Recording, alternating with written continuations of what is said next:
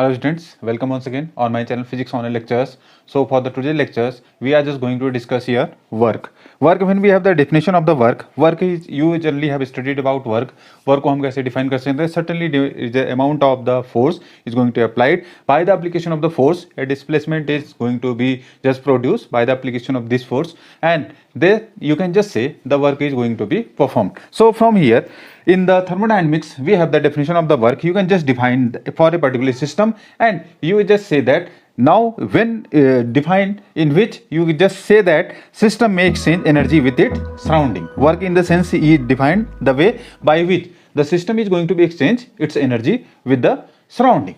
So we have, suppose we have applied a force here. You can just say, suppose we have applied a particular amount of the force. This is vector quantity. So we have, by the application of this force, and infinitesimally displacement, suppose we are just saying that ds is going to be produced by application of this force. How much displacement? Very much small, infinitesimal displacement we are just saying here, it is produced here. Then you can just say work done is defined in terms of the dot product of these two vector quantity. So we just dw, this is equals to f dot ds. dw you can just define, suppose in this case this is the, you can just say this is the work done. Work done is here defined as the dot product of these two quantities, vector quantity force and this displacement, विस्थापन जिसे हम कहते हैं हिंदी में. So this is work done. अब suppose now in particular thermodynamics, there are two types of the work is going to be performed. One is the external work and another one is the internal work. So we will discuss here what is the external work and what is the internal work. When now this force, here we have just represented quantity force. If force is exerted by the system as a whole on the surrounding and a displacement is going to take place, then we just say that work done is either done by the system or on the system. Then this is called the external work done. So we are discussing here, सबसे पहले अगर हम external work की बात करते हैं, सबसे पहले we are just going to discuss here the external work. अब एक्सटर्नल वर्क को कैसे डिफाइन करेंगे? एक्सटर्नल वर्क को डिफाइन कर इस तरह से हम कर सकते हैं, work done by the system और ऑन द सिस्टम. किसके कारण? Due to interactions between the system and surrounding. So you can just say work done by, or you can just say on the system. किसके कारण होगा ये? जब interaction किसके किसके बीच में होगा? System and surrounding. Work done by or on the system. Then you just say that this is the particular, you just see here, due to just the interaction between, you just see here, between the system and the surrounding. So you can just define this is the external work done. So there is going to be interaction between the system and surrounding. For example, suppose we have a cylinder and inside the cylinder there are particular a gas is going to be fitted, or you can just say gas is just filled with the inside the cylinder, and there is with a, you can just say uniform pressure, a gas which is contained in cylinder. You can just see here it in a cylinder at a uniform pressure while it is just going to expand. Expand के कारण क्या होगा? It pushes out the piston. Piston को क्या करेगा? Then अगर gas cylinder के अंदर है तो यूनिफॉर्म प्रेशर अगर उस पर लगा रही है तो उसके कारण क्या होगा? There is certainly, you just see here, pushes out the piston. तो मीनिंग टू से दैट कि यहां पर क्या हुआ है, जो यहां पर एक्सपेंशन हो रहा है बाई पुशिंग द गैस, जो उसके अंदर गैस भरी हो वो क्या करी है? पिस्टन को ऊपर की ओर धकेल ली है, जो इसके कारण. तो क्या है? You just see here external work done on the surrounding here. So this is the example. You just gas, you can just say a gas which is fitted in the cylinder or filled in the cylinder and going to push out the piston, and this is the example of the external work. Now on the other hand we have the internal work. जैसे external work है, we have the internal work here. So we have earlier discussed this is the external work and this is the internal work. अब internal work को हम कैसे define कर सकते हैं? You can just see here, internal work की अगर हम definition देखें internal work को, work done by one part of the system on किसके द्वारा? Work done by one part of the system on another part of the same system is called the internal work. So internal work को कैसे define कर सकते हैं? You can just से work this done by one part of the system on another part of the, you just see here, same system के अगर एक part द्वारा दूसरे पार्ट पर अगर कोई वर्क होता है तो हम इसको किस तरह से समझ सकते हैं? We can just say them this is the example of internal work done by one part of the system on another part of the same system. It's called, you can just say here, it will be called as internal work here. So this is the definition of the internal work. Internal work को हम इस तरह से define कर सकते हैं, work done by one part of the system on another part of the same system is called as internal work. अब example के तौर पर हम देख सकते हैं, जैसे व्हेन एक्चुअल गैसेस एक्सपेंड्स, तो उनके कारण क्या? Work is done against mutual attraction between the molecules. जब क्या होती है एक्चुअल, हम जो गैस के अगर व्हेन एक्चुअल गैस क्या कर रही है? एक्सपेंड कर रही है. एक्सपेंशन के कारण क्या होगा? It haves to done work against mutual attraction between the molecules is called the internal work. Internal work has no place in thermodynamics because it is a microscopic concept. Internal work को हम generally, it has no meaning in the thermodynamics. हम generally किसकी बात करते हैं? We discuss only external work. This is no longer applicable while we have the discussion of the thermodynamics. We are just consist with the external work here, not on the internal, because it is, you can just say it is the microscopic concept here. Microscopic concept, जैसे कि मैंने बताया है आपको, only thermodynamics is the branch of physics in which we deal with the microscopic state of the system which are related with the thermal motion. You just say here. तो हम इस कारण इसको कंसिडर नहीं करते हैं. तो इस तरह से you can just neglect this one, internal work, because we are not going to discuss here, because it is the microscopic concept and we are just consist with this parameter external work. So you can just have understood what is the external work and what is the internal work. तो इस तरह से we can have the definition of this, you can just see here. तो इस तरह से हम क्या कर सकते हैं? इसको हम डिफाइन कर सकते हैं. Now अब एक्चुअल में हम अगर देखें, लेट अस नाउ कंसीडर, अगर इसी को हम जैसे फॉर्मुलेट करना चाहें कि वर्क डन कितना होगा, so let us discuss it here, कि हम इसको फॉर्मुलेट करना चाहें तो हम इसको कैसे फॉर्मुलेट कर सकते हैं, हम वर्क डन कैसे कैलकुलेट करेंगे. ये तो बात हो गई. तो कैलकुलेशन के लिए जनरली जो मैंने तो वर्क की बात आपको बताई, but how we can just formulate the actual work here. Work done, अब जनरली क्या करें? Let us consider a constant mass of the gas which is confined, as I had told, in a piston and cylinder at a constant pressure P here. Suppose a gas which is considered, you can just say it's filled with inside the cylinder and fitted with the piston and it is applying, you can just say here, it is at constant pressure P here. Now we consider the gas as the system. अब हम क्या यहाँ पर जब मान लेंगे gas क्या है? हमारा सिस्टम है.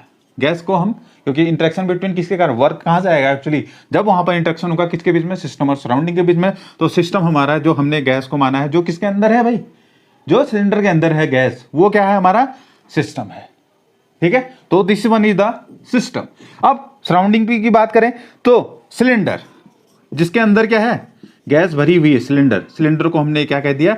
This one is the surrounding. So this one is the system and gas which is filled inside the cylinder, it is the system, and the gas in which it is the gas is going to be filled, this cylinder के अंदर gas भरी हो, वो क्या है? Surrounding. अब generally system and surrounding, as we have earlier told, interaction होगा तभी जाके आपको वर्क की डेफिनेशन या वर्क को हम फॉर्मुलेट कर सकते हैं. Now if suppose we just say here, if we represent the area of the piston, क्योंकि यहाँ पर जनरली क्या है? जो पिस्टन है उसका कुछ ना कुछ पर्टिकुलर एरिया होगा. Area of the piston, suppose से पिस्टन एरिया को अगर हम रिप्रेजेंट करें किसके द्वारा? ए के द्वारा. पिस्टन एरिया जनरली हमने किसके रिप्रेजेंट किया? ए. ये क्या है? This one is the pressure here. For your information, this one is the pressure, क्योंकि प्रेशर क्या करेगी? एग्जर्ट करेगी जब उसके अंदर गैस फिल्ड है सिलेंडर के अंदर. तो generally you just normally see your LPGs, अगर आप उसको अगर आप उसको वो करें तो जनरली आप उसको जनरली पुश करें नीचे की ओर, तो जनरली आपको क्या करेगा? Then generally of gaseous form is going to be just out of this cylinder. तो इस तरह से आप इसको समझ सकते हैं कि generally it's definitely certain amount of the pressure it is here and piston area it is here, A हैम से हमने रिप्रेजेंट किया है. Now the force exerted by the gas on the piston is the product of, you just have the definition, force. ठीक है, generally क्या करेगी, actually exert करेगी फोर्स. अब जनरली अगर हम ये कहें जो फोर्स एग्जर्ट हो रही है किसके द्वारा, बाय द गैस, किस पर लगा रही है, पिस्टन पर, is product of the pressure and the area. तो जनरली दिस फोर्स जो हमने लिखा हुआ है, this force what is it, this is a force and force is this P into A. P is, this one is the pressure, क्योंकि exert कर रही है प्रेशर किस पर, पिस्टन पर. A क्या है, this one is the area. तो जो फोर्स यहां पर लग रहा है किस पर, जो पिस्टन पर जो फोर्स लग रहा है वो कहां से आया generally, this one is the pressure multiplication with this area of the piston, P into A here. So this one is the force, this amount of the force is exerted by the gas on the particular piston and F is given by this P into A. Because pressure is defined, as you know generally, pressure को हम generally क्या करते हैं, pressure को हम define करते हैं force per unit area. Simply this is the basic statement, आपने पढ़ा होगा. pressure को हम define करते हैं force per unit area. And what is the unit, Newton per meter square, because we express force in the Newton and area is in meter square. तो force तो Newton में होता है, एरिया मीटर स्क्वायर में. तो pressure जो P equals to जिसे हम डिफाइन करते हैं force per unit area, what is the unit, it is newton per metre square. So you can just define here. Now if now just we just say allow the gas of the cylinder to expand. अगर हम क्या करें, जो cylinder के अंदर gas भरी हो उसको हम क्या करें, अगर सपोज अलाउ करें वो एक्सपेंड हो. अब एक्सपेंड तो होगी पिस्टन, तो उसके कारण क्या होगा, एक्सपेंड जब होगी certainly there should be some displacement. क्योंकि जनरली क्या है, अगर इसके अंदर हमने जो माना हुआ है कि जनरली क्या है, इसके अंदर गैस भरी हुई है और सपोज ये this one is the piston here, suppose this one is, मान लो यहाँ पर आपने पिस्टन लगाए हुए, इस तरह से यहाँ पर लगाए हुए पिस्टन. तो क्या होगा एक्चुअली, जब इसके अंदर क्या करेगी, अगर ये क्या करेगी गैस जो इसके अंदर इनसाइड दिस सिलेंडर इसके अंदर गैस है वो क्या करेगी, एग्जर्ट करेगी प्रेशर. उसके कारण क्या होगा, अगर हम इसको अलाउ मतलब गैस को हम अलाउ करें कि वो क्या करे, एक्सपैंड करे. Expand means change in the volume. तो जनरली क्या होगा, देयर इज सर्टेनली यहां पर था तो this is ds. Suppose displacement कितना हो गया उस केस में, ds हो गया. So you can just see here, suppose the gas expand now moves out और the piston moves out a distance ds, then external work done by the, you can just say here, the system. अब external work done जो हमने generally calculate करना चाह रहे थे, dw की मैंने आपको डेफिनेशन बताई थी, this was f dot this ds here, यही एक्चुअल में जो थी डेफिनेशन f डॉट ds. अब f को हमने अभी आपने देखा it is represented bye p into a here, you can just write here p into a here, this is ds here. ठीक है, यहां तक आपको समझ में आ गया. फोर्स को हमने क्या लिखा, p into a हियर, ठीक है, and ds is what, this is the displacement. और यू कैन जस्ट से, जैसे ही पिस्टन क्या हुआ, मूव हुआ, तो मूव होने के कारण डिस्प्लेसमेंट या डिस्टेंस कवर्ड कितनी की उसने, ds थी. तो यहां से वर्क डन कितना हुआ, dw is equal to f into ds. This is f is p into a multiplied by this ds here. Now what is this quantity, a into ds, what is it, a into ds, this is simply dv. यही तो होती है, this is a into ds, it is what, आपको पता होगा a into ds क्या है actually, this is area, this is you can just say this metre square into metre, this is metre cube, then it is dv volume. This is p into dot a into ds, it is what, dv. So you can just write here this dw is p into dv. dw की जो actual definition आई वो क्या आई, this dw is what, it is pdv, because ADS क्या है, this is changing, this is the volume element. You can just see this express increase in the volume of the system. कि actual में volume में जैसे मान लीजिए यहां पर कहा कि इस डिस्प्लेसमेंट के कारण एक्चुअली क्या चीज हो रही है, एक्सचेंज जो हो रहा है उसमें जो फोर्स लगाने पर वो एरिया है. ठीक है, area into this ds, this will change in the volume, this is dv. तो यही चेंज हो रहा है. So you can just see here कि increase in the volume of the system, then we have dw is given by this p into dv here.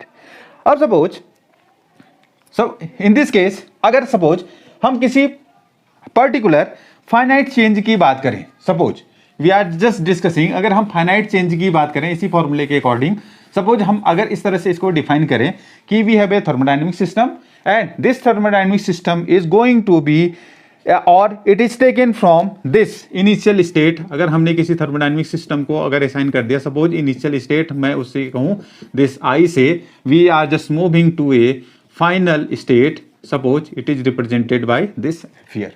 हम किसी particular system को कहां से ले जा रहे हैं, थर्मोडायनेमिक सिस्टम को इनिशियल स्टेट आई से हम कहां ले जा रहे हैं उसको, दिस फाइनल स्टेट एफ की तरफ। So from here you can just have for any finite change this finite change the work done, जो एक्चुअली हम बात यहां पर कर रहे हैं, दिस वर्क डन क्या हो जाएगा, for any finite change work done you just see here this W it is going to be this initial to final, this P into this dV. So you just see here means we are just moving from the initial to final one and this P into dV. तो इस तरह से किसी particular finite change के लिए suppose we are just moving from this, मान लो we are moving from VI to VF, कहने का मतलब क्या है, इनिशियल स्टेट में इसका वॉल्यूम कितना है VI है, फाइनल स्टेट में कितना है VF है, तो we can just have this P into this V, मान लो सपोज मैं यहाँ पर VI लिख देता हूँ, यहाँ पर VF लिख देता हूँ, this is VF minus of this VI। तो इस तरह से हम क्या कर सकते हैं, रिप्रेजेंट करते हैं क्या, we can just calculate work done. अब देखो work done by the system, now the sign convention matters here, work done by the system होगा इट इज पॉजिटिव। अगर सपोज सब it is just point to be remember, work this done by the system, ये बहुत यार जरूरी चीज है कि work done by the system, अगर सिस्टम के द्वारा वर्क किया गया है तो work done by the system is positive. ठीक है, इसका मतलब W क्या होगा उस केस में, पॉजिटिव होगा, वर्क डन पॉजिटिव होगा। अब अगर suppose work done on the system, तो इसका just reverse, work done on the system, work done on the system, system पर अगर वर्क किया गया उस केस में it is going to be the negative. इसका मतलब W क्या हो जाएगा उस केस में, this is going to be the negative. These two sign convention matters कि जब हम क्या करते हैं, जब वर्क डन सिस्टम के द्वारा वर्क किया जा रहा है तो this is going to be the positive and work done by on the system it is negative here, by the system positive, on the system it is negative here. So this is just fact to be known to you. So we just have this work done on the system and work done by the system. तो उस case में अब देखिए generally जब भी हम work done की बात करते हैं, work done depends on the path between this initial and the final state.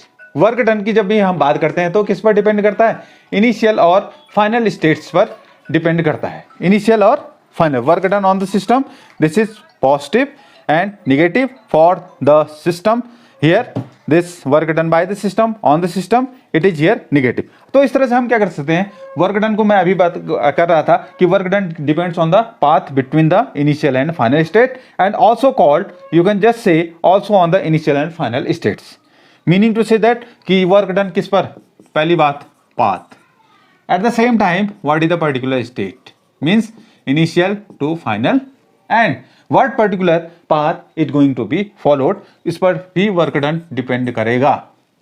तो इस तरह से we can just have the definition of this work done और you can just have studied work done. अब जनरली हम जो भी thermodynamic quantities पढ़ते हैं, जैसे आप पढ़ते हैं जनरली थर्मोडायनेमिक वेरिएबल्स की बात कर रहे थे, तो उसमें क्या था, जैसे प्रेशर है, ये सब क्या है थर्मोडायनेमिक वेरिएबल्स, T है, U है और S, pressure, volume, temperature, internal energy, NS, ये सब क्या है, they are exact differentials, they are known to be the exact differentials. Why they are known to be the exact differentials, exact differentials क्यों कहते हैं, because they are dependent on the state और generally you just say them state functions होते हैं, they are the state function, that's why they are known to be the exact differentials. Exact differential in the sense that they are dependent on the state, क्योंकि उनकी dependence कहाँ पर होती है, state, initial और dependent you can just say on the state here. So इस तरह से आप एग्जैक्ट डिफरेंशियल्स क्यों कहते हैं इनको, क्योंकि डिपेंडेंट ऑन द स्टेट होते हैं, या either we just say them the you can just say this state function. उसी तरह W जो मैंने अभी बताया work and this Q is the heat, energy in transit, generally हम इसको डिफाइन करते हैं। तो W क्या है, वर्क डन है and this is Q, W and Q are not exact differentials, they are not exact differentials, ये exact differentials नहीं कहलाते। अब इसका रीजन भी होगा question, these are path dependent, क्योंकि ये क्या होते हैं, ये यहां पर they are the path dependent. What is this the basic difference between this two quantity? Pressure, ये हमने कहा एग्जैक्ट डिफरेंसेस होते हैं, क्यों? क्योंकि डिपेंडेंट ऑन द स्टेट होते हैं, या either we just say them the state function, where on the other hand W and Q are not exact differences because they are path dependent. किस पर depend करते हैं? पाथ डिपेंडेंट होने के कारण we just say them they are not the exact differences. तो इस तरह से हम इसको डिफाइन कर सकते हैं जनरली, किसको? इस पर्टिकुलर वर्क की डेफिनेशन को हम इस तरह से डिफाइन कर सकते हैं।